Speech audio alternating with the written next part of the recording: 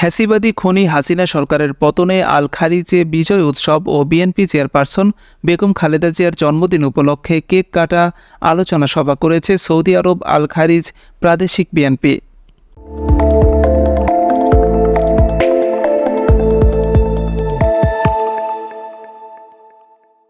আল খারিজে স্থানীয় একটি কমিউনিটি সেন্টারে আয়োজিত আনন্দ উৎসবে সভাপতিত্ব করেন আল খারিজ বিএনপি কর্মী বান্ধব সভাপতি আসলাম আহমেদ মোরশেদ।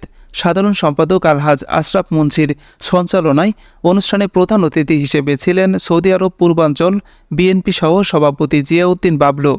প্রধান বক্তা সৌদি আরব পূর্বাঞ্চল বিএনপি যুগ্ম সাধারণ সম্পাদক তাজুল ইসলাম গাজী, আমিনুল ইসলাম, যুব নেতা জাহাঙ্গীর আলম, আব্দুল শহীদ মৃধা, জাকির মোল্লা, মোহাম্মদ সেলিম, আলহাজ মামুনুর রশিদ, ফারুক মিজি, হারুন ভূঁইয়া, হাবিবুর রহমান, মুশারফ মজুমদার, মোহাম্মদ শামীম সহ প্রবাসী আল খারিজ প্রাদেশিক বিএনপির বিভিন্ন স্তরের সিনিয়র নেতৃবৃন্দ।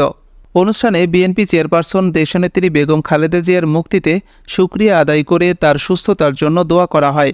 ছাত্র আন্দোলনে নিহত সকল শহীদদের আত্মার মাগফিরাত কামনায় আহতদের সুস্থতার জন্য বিশেষ দোয়া ও মোনাজাত পরিচালনা করা হয়।